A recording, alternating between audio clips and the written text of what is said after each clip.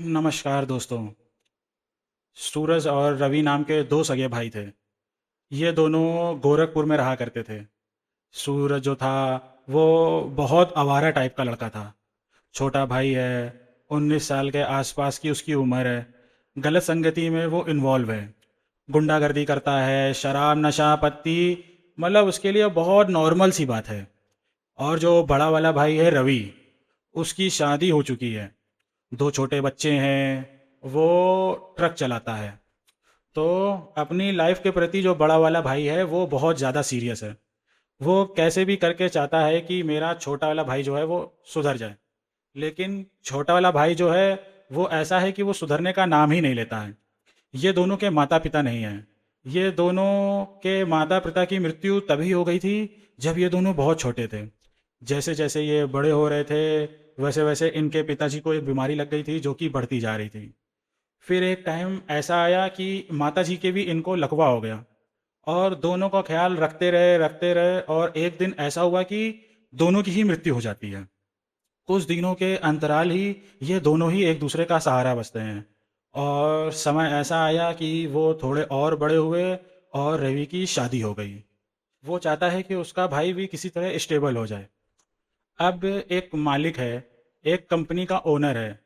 उस कंपनी के ओनर के काफ़ी सारे ट्रक्स थे। उनमें से एक ट्रक की ड्राइवरी ये करने लगा था रवि। रवि तो सुधर गया क्योंकि उसे अपना परिवार देखना है। लेकिन सूरज जो है गड़बड़ी के दलदल में घुसता जा रहा है काफ़ी कम उम्र से ही। ठीक है, अब क्या होता है कि कभी भी कुछ ज़्यादा मैटर बिगड़ जाता है, कुछ ज़्यादा लफड़ा हो जाता है, कुछ ज़्यादा लफड़ा हो गया, लड़ाई हो गई, दंगा हो गया, तो रवि अपने छोटे भाई को अपने ट्रक में बैठाएगा और निकल जाएगा दूर दराज के इलाके में कहीं। ये कैसे पॉसिबल होता था कि काम जो होता था ना, जो अपना रवि है उसका क्या काम होता था कि ट्रक में अपना सामान लोड करना है, ट्रक लेके जाना है गोरखपुर के किसी भी शहर या गांव में, पर्टिकुलर जगह किसी भी जगह पे अपनी गाड़ी रोकना है, वहाँ से अपना सामान लोड करना है और फिर वहाँ से वापस आ जाना है। तो उसके इस काम के लिए एक आध हेल्पर भी हुआ करता था। सामान ज़्यादा भारी हुआ तो दो तीन हेल्पर रह जाते थे, हल्का हुआ तो एक आध हेल्पर ही रह जाते थे। तो क्या होता है कि जब उसके भाई का लफड़ा हो जाता है, उसके भाई का झगड़ा हो जाता है, तो वो हेल्पर को हटा देता था और अपने भाई को अपने ट्रक में हेल्पर बनाकर लेके चला जाता था। तो भैया वो ये सोचता था कि यार मेरा भाई पुलिस वुलिस के लफड़े में ना पड़े। तो बड़ा भाई है, अपने छोटे भाई के लिए इतना तो सोचेगा ही। ये बहुत नॉर्मल सी चीज़ है। अब छोटे भाई को ना ये चीज़ अच्छी लगने लगी। सूरज इस चीज़ को पसंद करने लगा था क्योंकि उसे घूमने को भी मिल जाता था, खाने पीने का भी अच्छा है। और अब भाई वो काम किया है तो दिहाड़ी भी मालिक दे ही रहा है, पैसे भी हैं, और कुछ गलती हो जाती थी छोटी मोटी तो बड़े भैया डांटते ही नहीं हैं। क्योंकि रवि तो चाह ही रहा था कि सूरज उन लोगों की संगति से निकल जाए जिनके साथ वो घूमता है, और जिनके साथ वो घूमता है वो उनसे दूर हट जाए। तो वो उसे बिल्कुल भी उसे टोके नहीं, डांटे नहीं। कुछ गलती हो जाए तो उससे प्यार से ही बोले। तो क्या होता है कि वो एंजॉय करने लगा था अपने भाई की कंपनी। उसके साथ काम करना उसे पसंद आ रहा था सूरज को। फिर एक टाइम ऐसा आता है कि सूरज ने अपने दोस्तों की संगति छोड़ ही दिया और वो अपने भाई और भाई के परिवार के साथ ही खुश रहता। और जब कभी भी काम मिलता तो ऐसा होता था कि मैक्सिमम टाइम काम मिलता था। कभी कभी ऐसा होता था कि छुट्टी मिल गई तो मिल गई, मगर अक्सर ही जब काम मिलता था तो वो अपने भाई के साथ ट्रक में सवार होता और निकल जाता। और वो धीरे धीरे ना कि ट्रक ड्राइवरी भी सीख ही रहा था, और कंडक्टरी करने में तो वो बहुत ही परफेक्ट हो गया था। तो ऐसा हो गया ना कि बड़े भाई ने सोचा कि अगर वो परफेक्ट हो जाएगा तो मालिक उसे भी एक ट्रक दे देगा। और जो वो मालिक है वो रवि के ऊपर काफ़ी ज़्यादा ट्रस्ट करता था, अपने बेटे की जैसे। और बिल्कुल वैसा ही ट्रस्ट अब वो सूरज के ऊपर भी करने लगा था। ठीक है, यहाँ तक का आप समझे, इंट्रोडक्शन हो गया है। अब होता क्या है कि इन लोगों का जो है ननिहाल है, झांसी नाम का एक शहर है उत्तर प्रदेश में। उसके पास में एक छोटा सा गांव है, और ये लोग अपने ननिहाल ना जाने कितने सालों से नहीं गए थे। सूरज को तो अपने नाना के गांव का विज़न भी नहीं याद था, क्योंकि शायद वो बहुत ही छोटा रहा होगा जब वो गया होगा, तो गया होगा। नहीं तो वो बड़ा हो रहा था तो अपने माँ बाप का ख्याल रखते हुए भी बड़ा हो रहा था। तो अब वो और थोड़ा बड़ा हो गया तो माँ बाप की मृत्यु हो गई, तो अब वह गलत लड़कों की संगति में चला गया। और वो भी जो बड़ा वाला भाई था वो अपने परिवार की ज़िंदगी बनाने में लगा हुआ था। तो ये सब अब कहीं जा नहीं पाते थे। लेकिन झांसी की के पास ही उसका ननिहाल था इन दोनों का। एक दिन की बात है, रवि को फ़ोन आता है मामा के गांव से कि अरे बेटा, हम मामा जी बोल रहे हैं। तो बोलता, हाँ मामा जी बोलिए ना, नंबर सेव है। तो मामा जी बताते हैं कि तुम्हारी बहन की शादी है। मतलब मामा जी की बेटी की शादी फिक्स हो गई है, इतनी इतनी तारीख की शादी है, तो तुमको आना ही पड़ेगा बेटा, हफ्ते भर पहले आ जाना। तो रवि बोलता है कि मामा जी हफ्ते भर से पहले तो नहीं हो पाएगा, क्योंकि आजकल थोड़ा ज़्यादा सामान हो रहा है और बहुत ज़्यादा ट्रिप्स हमको मारना पड़ता है। तो शादी से एटलीस्ट 2 रात आने की पहले कोशिश करेंगे। तो मामा ने बोला कि चलो ठीक है भाई, जितना हो सके उतने जल्दी तुम आ जाना, क्योंकि तुम्हारी ज़रूरत है। तो अब देखो, मामा जी के साथ, मामा जी की लड़की के साथ, उनके बच्चों के साथ, सारे परिवार के साथ इनकी बॉन्डिंग बहुत अच्छी थी, क्योंकि फ़ोन में तो बातचीत होती ही रहती थी। और वो लोग भी अगर गोरखपुर आ गए तो मिल लिए, कभी कोई शादी में चला गया तो मिल लिए, कभी कोई शादी में चला गया आसपास तो मुलाकात हो जाती थी। ये लोग भले ही मामा जी के घर नहीं गए थे ना जाने कितने ही सालों से, लेकिन रिश्ता बहुत अच्छा था। ठीक है भाई, अब बच्चे तो बहुत खुश हुए। रवि के बच्चे तो बहुत खुश हुए कि अरे वाह, हमारी परनानी के घर जाने को मिलेगा हमको, हम भी देखेंगे, ये वो खुश थे काफ़ी। अब अपने रवि ने मालिक को फ़ोन किया, मालिक झांसी के पास थोड़ा जाना है, हमारा गांव है, तो 2-3 दिन की छुट्टी चाहिए थी हम दोनों भाइयों को, तो मिल जाएगी क्या? तो मालिक बोलता है कि यार ऐसी बात है कि शादी है तुम्हारी बहन की, तो जाओ ना, तुम्हारी बहन मेरी बेटी जैसी हुई, अगर कुछ पैसों वैसों की ज़रूरत है तो लेके जाना। तो बोलता है ठीक है मालिक, हम लोग इतने दिन तारीख को निकलेंगे। तो डिसाइड हुआ कि शादी से 3 रात पहले ये लोग निकलेंगे, रात को निकलेंगे, सुबह पहुंचेंगे। तो शादी के 2 दिन पहले हम लोग किसी भी तरह गांव पहुंच जाएंगे। अब शादी के लिए ये लोग निकलने ही वाले थे, आज के दिन निकलने ही वाले थे, सारी तैयारी हो गई है, बस से जाना है, निकलने वाले हैं, मज़ा आ रहा है। तो इतने में ही मालिक का फ़ोन आता है कि भाई तुम लोग अगर झांसी के पास गांव जा ही रहे हो तो एक काम करो, तुम लोग की दिहाड़ी भी हो जाएगी, झांसी में ही कुछ सामान अनलोड करना है, तो लेते हुए जाओ, अगर कोई प्रॉब्लम ना हो तो। तो सूरज बोलता है, रवि बोलता है हाँ कोई प्रॉब्लम नहीं है, हम लोग लेके चले जाएंगे। तो दोपहर में ही उस दुकान के सामने ये लोग अपना ट्रक लगा लेते हैं जहाँ से दुकान का सामान ले जाना था। सामान लोड किए हैं, फिर वहाँ से अपने घर की तरफ आए हैं, और फिर ट्रक में अपनी बीवी बच्चे को बैठाया रवि ने, और फिर निकल पड़ी सवारी, रात के समय ही। जर्नी लगभग 11-12 घंटे की होने वाली थी। 12 घंटे की पकड़ लो, थोड़ा रुकते रुकाते जाएंगे तो ठीक ही है, बच्चे भी हैं उसमें। 12 से 14 भी हो सकती है, क्योंकि बीच में चाय पानी नाश्ते के लिए भी रुकना होगा। बच्चे जानते हैं इतने जल्दी, इतना ज़्यादा उन लोग को इतना लंबा सफ़र करवाया नहीं जा सकता, क्योंकि बहुत छोटे बच्चे थे। तो ये लोग निकल जाते हैं, एंजॉय चल रहा है, गाने चल रहे हैं, ट्रक में मज़ा आ रहा है, सुहाना मौसम है, हल्की ठंडक है, तो काफ़ी मज़ा आ रहा है। तो इन लोग की क्या है कि वहाँ पे दिवाली की थोड़ी हल्की ठंडक थी, और ठंडक में भी थोड़ा मज़ा आ रहा था। तो होता क्या है कि ये लोग समय से पहुँच जाते हैं, समय से थोड़ा पहले ही पहुँच जाते हैं मान लीजिए, और झांसी में जाकर के अपना सामान जो है वो अनलोड करते हैं। तो अपना सामान अनलोड करते हुए ही दिन में यहाँ से ट्रक स्टार्ट किए, और मालिक को बता दिए कि हम लोग अपना यहाँ से सामान अनलोड कर चुके हैं, निकल रहे हैं, और अब 2-3 दिन बाद आएंगे। तो मालिक ने कहा कि चलो कोई टेंशन नहीं है, जाओ। तो ये लोग वहाँ पे अपने गांव पहुँचे तो इन लोग का बहुत अच्छे से स्वागत हुआ। तो बढ़िया से शादी वादी का दिन था और ये लोग अपना इंजॉयमेंट में लग गए। अब एक कोइंसिडेंस देखो कि अब ये खुशकिस्मती से कहो कि बदकिस्मती से कहो कि कहानी यहाँ से टर्न लेती है। क्या होता है कि ये जो छोटा वाला भाई है सूरज, उसके कुछ दोस्त यहाँ पे उसको शादी में मिल जाते हैं। ये वही दोस्त हैं जो गोरखपुर में इसके साथ घूमते थे, जो गलत तरीके के लड़ते थे, वो नशे पत्ती में इन्वॉल्व रहते थे, वैसे लड़के थे। तो लड़के वालों की तरफ से थे वो भी कोई रिश्तेदारी के चक्कर में यहाँ पे आए हुए थे और यहाँ पे हो गई उनकी मुलाकात। और भाई जब मुलाकात हो गई तो ये बात की खबर जो है वो अपने रवि को नहीं पड़ी। सूरज अपने दोस्तों से मिला और शादी में थोड़ा पी पा लिया, भला बढ़िया डांस हुआ, नाचना हुआ। वो सब लड़की के साथ के थे, फिर भी डीजे उजे में नाचना हुआ, खूब कुदाई हुई, बारात उरात लगी है, ये लोग घूमने घामने के लिए कहीं निकल गए। बड़े भाई को खबर नहीं है कि छोटा भाई कर क्या रहा है। भाई, बड़ा भाई अपना फर्ज निभा रहा है, बड़ा भाई बहुत समझदार था। वो अपनी बहन की शादी में आया हुआ है, सबका स्वागत करने में लगा हुआ है, काम धंधा करने में लगा हुआ है। ठीक है भाई, वो छोटा वाला भाई अपने दोस्तों के साथ घूमने फिरने के लिए निकल गया। घूमते घूमते घूमते घूमते रात का समय हो गया, मतलब रात बजा दी।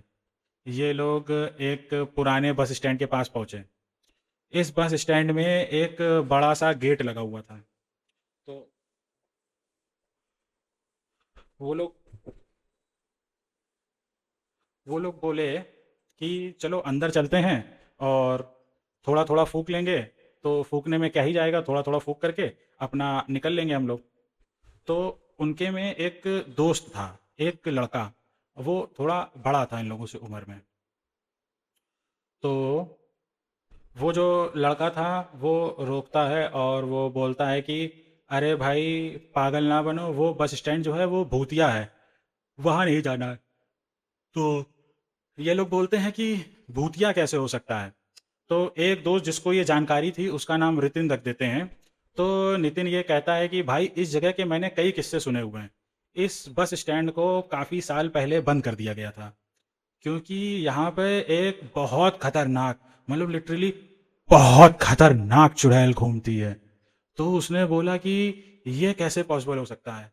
ये मतलब लोग ऐसे नहीं थे, नॉन बिलीवर नहीं थे, फिर भी ऐसी चीज़ों के ऊपर ये लोग इतने जल्दी ट्रस्ट नहीं कर पाते थे। मतलब क्या हुआ, तो ये लोग बहुत सवाल करने लगे नितिन से। तो नितिन ने बोल दिया कि यार मुझे नहीं पता है, परेशान मत हो और मुझे परेशान भी मत करो, मैं जा रहा हूँ। ऐसा बोल करके नितिन वहाँ से निकल गया। नितिन निकला तो उसके पीछे एक और निकला, उसके पीछे एक और निकला। कहते कहते अब यहाँ पर अकेला रह गया अपना सूरज। सूरज के दिमाग में ये बात गूंज रही थी कि यहाँ पे मत जाना, यहाँ पे भूत है, चुड़ैल है। काफ़ी साल पहले इसको बंद कर दिया गया था। पता नहीं, सूरज ना एक बहुत अजीब सा लड़का था। उसको शुरू से जो चीज़ करने के लिए मना करो वो वही करने के लिए जाता था। उसका भाई भी उसे रोकने की कई बार कोशिश करता था, गोरखपुर में भी, कि उन लड़कों के साथ मत घूमो, वो लड़के गलत हैं, गलत लड़के हैं, नशा पत्ती करते हैं। और वो उनके साथ फिर भी घूमता रहता था। तो आज उन्हीं दोस्तों में एक दोस्त ने बोला कि वहाँ पर नहीं जाना है, तो इसका जाने का वहाँ पे मन करने लगा। इसका मन हुआ कि मैं जाता हूँ वहाँ पे, देखूंगा भला कैसी भूत, कैसी चुड़ैल होती है। ऐसा तो मुझे विश्वास नहीं होता है, मगर फिर भी मुझे देखने का बहुत मन कर रहा है। अच्छा, क्या हुआ कि उसके अंदर थोड़ी समझदारी की कमी थी। ये जाता है, इसको वहाँ पे टूटी हुई एक दीवार दिखी। वो जो बस स्टैंड था ना, वो चारों तरफ से बाउंड्री वॉल से पैक था। वो चारों तरफ से बाउंड्री वॉल बनाई गई थी कि कोई घुसे ना। तो वहाँ पे एक बड़ा सा गेट भी बनाया गया था कि उस गेट से भी कोई घुस ना पाए। और वो जो बड़ा सा गेट था, वो समझ में नहीं आ रहा था कि ये सब उससे उसको पार करके कैसे अंदर की तरफ जाएंगे, घुसेंगे। तो क्या होता है कि बाउंड्री वॉल के पीछे की तरफ की एक दीवार टूटी हुई थी। तो ये सब सोचते हैं, सॉरी दोस्तों, पता नहीं क्यों आज बहुत उबाई आ रही है, शायद थोड़ी तबीयत खराब थी इस वजह से। तो कंटिन्यू करते हैं। तो क्या होता है कि उस बाउंड्री वॉल को ये लोग कैसे भी करके कूदते हैं और अंदर चले जाते हैं। तो अंदर का नज़ारा जो था वो बिल्कुल नॉर्मल था। कुछ पेड़ वेड़ उगाए थे, क्योंकि ये काफ़ी सालों से बंद है और इसकी देखभाल करने को कोई देखने को भी नहीं आता है। ये टिपिकल देखने में ही भूतिया फील हो रहा था। अंदर कुछ बसें भी रखी हैं, खड़ी हुई हैं, और वो बहुत पुरानी और बहुत जर्जर अवस्था में हैं। बसों का जो टिकट काउंटर होता है वो भी टूटा फूटा पड़ा हुआ था। तो ये देखते हुए वो और अंदर गया और देखता है कि क्या माजरा है, क्या माजरा नहीं है। तो देखता है कि एक पेड़ में बहुत ढेर सारे चमगादड़ उल्टे लटके हुए हैं। ये देख करके इसे बहुत अचंभा हुआ कि ये सब उल्टे इतने सारे चमगादड़ यहाँ पे कैसे लटके हुए हैं। तो इसको देख करके उसे बहुत अचंभा हुआ। तो इसको लगा कि यार ये कहीं उड़ करके आ गए तो कुछ और बीमारी उमारी ना फैला दें, और ये सोचता है कि क्या मैं यहाँ से निकल जाऊँ। तो तो ये निकलने को हुआ ही, तो अचानक से इसको छन छन छन करके पायल की आवाज़ सुनाई दी। तो अचानक से जब पायल की आवाज़ आती है तो ये रुक करके देखने लगता है कि यार ये किसकी आवाज़ थी जो आ रही थी। तो उसको ना कुछ सोच तो पता नहीं था, और ना ही कुछ उसे सोच पता चला पायल का। तो उतने में ही ये देख रहा है, देख रहा है, देख रहा है। इतने में ही इसकी नज़र पड़ती है कुछ पीले पीले लाइट की। इसी बस स्टैंड के अंदर एक कोने में समझ लीजिए ये खड़ा हुआ है, और ये निकलने ही वाला था बाहर जाने के लिए उस बाउंड्री वॉल के पास।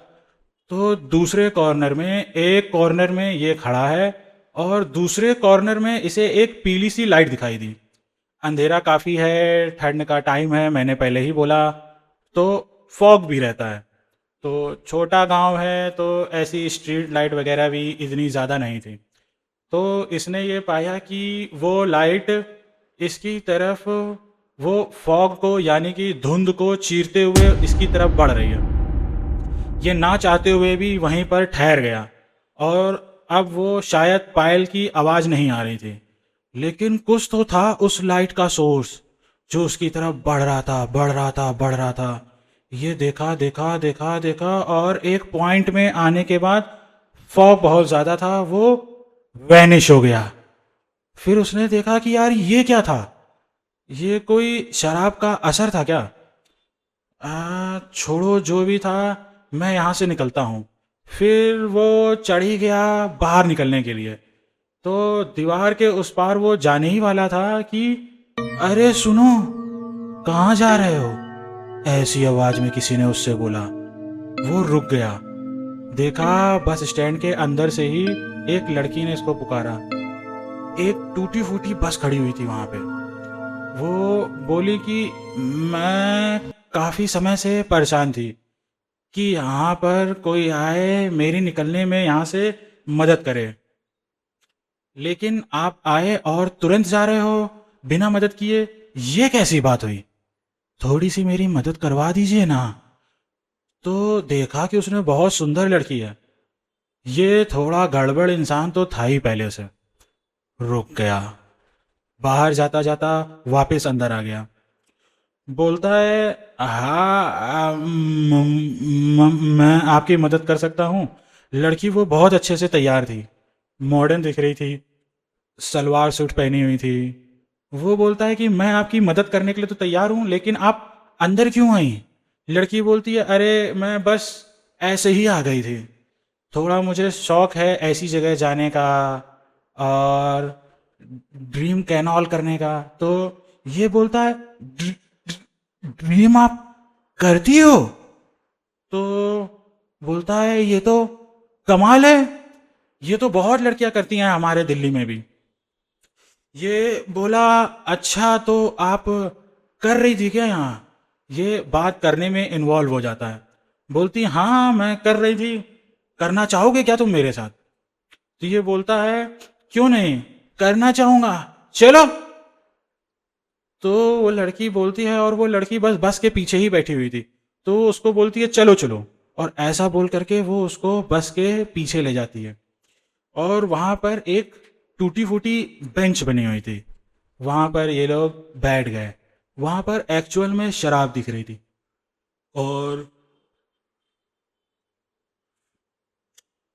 और ये जो शराब थी देसी थी। बहुत ही वियर्ड बोतल दिख रही थी, और ऐसी बोतल इसने आज से पहले कभी देख नहीं रखी थी। कभी नहीं देखा था इसने आज से पहले ऐसी बोतल। तो ये अजीब से उससे पूछा कि मुझे एक चीज़ नहीं समझ में आती है कि आप दिल्ली से हैं और आप यहाँ बैठ के शराब क्यों पी रही हो? आप तो अच्छी खासी दिखती हो। लड़की बोलती है, अरे ये लड़की बोलती है कि ये एक छोटा गांव है, यहाँ पर मुझे और कोई मिला नहीं, और वैसे भी मैं शादी में आई हुई हूँ, तो मुझे मन कर गया म्यूजिक व्यूजिक के चक्कर में कि कुछ पिया जाए। तो बोलता, अच्छा शादी में, अरे मैं भी तो लड़की वालों की तरफ से हूँ। तो लड़की बोलती है कि मैं लड़के वालों की तरफ से हूँ। तो बोलता है कि चलो लो एक पैक। तो ग्लास भी थी वहाँ पे, एक प्लास्टिक वाली, और लड़की ने इसको पकड़ा दी। अब ये पिए जा रहा है, पिए जा रहा है, पिए जा रहा है। लड़की डाले जा रही है। तो अब इसे समझ में नहीं आ रहा है कि दोस्तों माफ़ी चाहूँगा, मेरी थोड़ी तबीयत ख़राब है, इस वजह से आज पता नहीं क्यों बहुत उबासी आ रही है। तो दोस्तों कंटिन्यू करते हैं। तो वो इसकी बोतल में शराब डाले जा रही है, डाले जा रही है, और ये पिया जा रहा है, और इसे समझ में नहीं आ रहा है कि ये शराब इतनी आ कहाँ से रही है, और उस बोतल में शराब ख़त्म क्यों नहीं हो रही है। तो ये लड़की से क्या बात करता है, एक पॉइंट में इसको समझ में नहीं आता है। ये लड़की के चेहरे में देखे, तो लड़की के चेहरे में इसको चुड़ैल ही चुड़ैल दिख रही है। उसकी आंखें एकदम पलटी हुई, उसके दांत निकले हुए। तो वो थोड़ा डर जाता है कि ये क्या है। तो फिर वो अपनी आंख पोंछे और फिर लड़की की तरफ देखे, तो बहुत सुंदर है। इसको समझ में आ चुका था कि ये देसी शराब का असर है। ये लड़की तो है बहुत प्यारी, लेकिन ये बार बार मुझे चुड़ैल की तरह दिख रही है। ये चीज़ दिमाग में मेरी बस गई है। इसको समझ में आया, इसको समझ में आया कि मैं अगर एक नंबर कर देता हूँ, एक नंबर कर देता हूँ, तो मेरी शराब जो है वो काफ़ी उतर जाएगी। और फिर जब मेरी शराब उतर जाएगी तो फिर मैं इससे अच्छे से बातें बातें करूँगा और नंबर वंबर लूँगा। और इतनी देर से क्या फालतू बातें में लगी हुई है कि हमारे दिल्ली में ये होता है वो होता है। वो उससे बोलता है कि मैं बस 1 मिनट में आया। लड़की बोलती है कि हाँ ठीक है। ये एक नंबर करने के लिए मैंने बोला था ना, वहाँ पे एक पेड़ है जहाँ पे वो चमगादड़ उमगादड़ उल्टे लटके हैं, सो रहे हैं। लेकिन ये नशे में इतना भंड हो चुका है, इसको कुछ समझ में नहीं आया। तो एक नंबर करने के लिए जैसे ये शुरू होता है, तो इसको ऐसा फील होता है कि इसके बाल को ना ऐसे ऐसे करके, मतलब जैसे नहीं हल्के हल्के पकड़ के कोई खींचता है, वैसे पकड़ के कोई खींच रहा है। और इसको ऐसा लगता है कि इसका बाल पकड़ के किसी ने जोर से खींचा और ये रुका। और जैसे ही इसने पीछे पलट कर देखा, तो पीछे लिटरली एक बहुत ही डरावनी शक्ल की चुड़ैल खड़ी हुई है, और वो बस इसको ध्यान से देख रही है। उसके मुंह से लार टपक रही है। ये अपने आप को कैसे करके संभालता है, और नॉन स्टॉप हनुमान जी का नाम लेने लगता है। और नॉन स्टॉप हनुमान जी का नाम लेते हुए, अब चाहे इंसान शराब के नशे में धुत हो या फिर वो कैसी भी अवस्था में हो, अगर उसके सामने भूत प्रेत आकर के खड़े हो जाएंगे, चुड़ैल ऐसी आकर के खड़ी हो जाएगी, तो ऑटोमेटिक वो इंसान भगवान को ही याद करता है।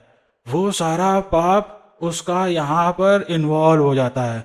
वो बस बोलता है, जय बजरंग बली बचा लो, बजरंग बली बचा लो मुझे। इसका बस ये बोलना होता है कि वो चुड़ैल इसको पकड़कर हवा में उठा देती है, और ये बहुत तेज चीखता है, चिल्लाता है। और वो अचानक से एक पॉइंट ऐसा आता है कि ये बेहोश हो जाता है और जमीन में गिर जाता है भड़बड़ाता हुआ। और ये गिर गया, और अब ये वहीं पे पड़ा रहा। तो फिर दिन की रोशनी पड़ी होती है, करीब 11 बजता है, और ये उठा और देखा कि दीवार कूद के इसके दोनों तीनों दोस्त अंदर आ रहे हैं और पीछे से इसका भाई भी आ रहा है।